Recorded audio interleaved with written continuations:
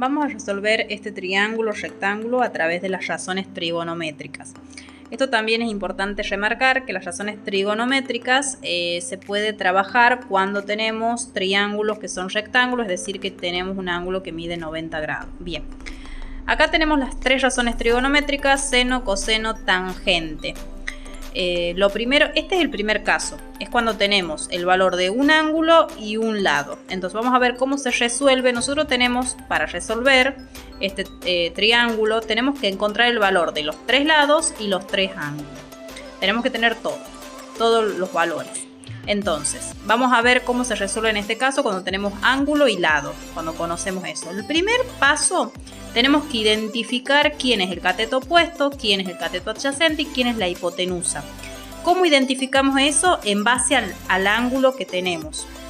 A mí me dan este ángulo, entonces yo en base de este ángulo vamos a identificar el cateto opuesto. Recordemos que el cateto opuesto de este ángulo va a ser el lado opuesto, es decir, el lado que está opuesto a este 30 es este lado. Entonces ahí le voy a colocar cateto opuesto. El cateto adyacente es el lado que está, por decirlo de alguna manera, es como que está sosteniendo al ángulo de 30 grados. Entonces este es mi cateto adyacente. Y la hipotenusa es la que vimos en el teorema de Pitágoras, que es siempre el lado que está opuesto al ángulo recto. Acá tenemos la hipotenusa. Bien, ahora nosotros lo que vamos a hacer primero es encontrar el valor de los lados, es decir, el valor del cateto opuesto y el valor de la hipotenusa. Para eso vamos a utilizar nuestras razones trigonométricas y para encontrar esos dos valores vamos a utilizar dos razones trigonométricas. Primero tenemos que identificar qué tenemos. El único valor que yo conozco de lado es el cateto adyacente. Eso significa que yo voy a tener que buscar las dos fórmulas donde intervenga el cateto adyacente.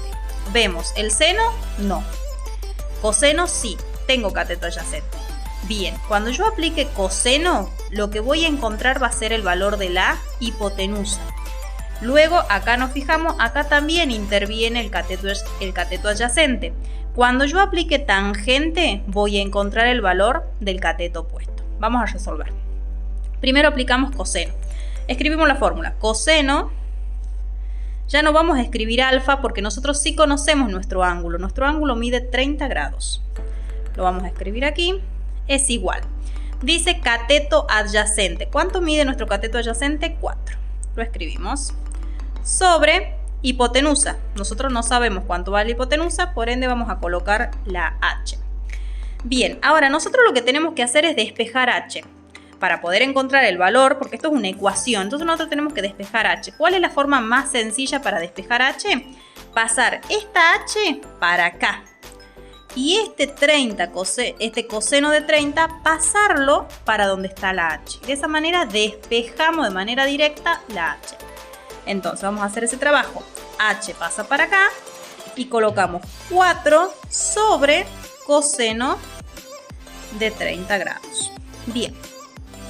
¿Qué tenemos que hacer ahora? Solamente hacer esa división. Colocamos en la calculadora 4 dividido en coseno de 30. Y eso nos va a dar 4,6. Lo que significa que la hipotenusa mide 4,6 centímetros. Lo escribimos acá. Bien, ya tenemos el valor de la hipotenusa. Ahora tenemos que calcular el valor del cateto opuesto. Vamos a la fórmula de la tangente. Escribimos.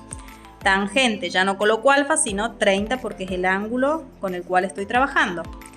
Cateto opuesto. ¿Tengo el valor del cateto opuesto? No, es lo que yo quiero encontrar. Entonces voy a escribir CO, cateto opuesto. Es lo que no conozco. Sobre cateto adyacente, que sí tengo, que vale 4. Bien. ¿Qué tenemos que hacer en esta ecuación? También lo mismo, despejar cateto opuesto. Es decir, que este 4 yo lo tengo que pasar para el otro lado, porque cateto opuesto, CO, tiene que quedar solito.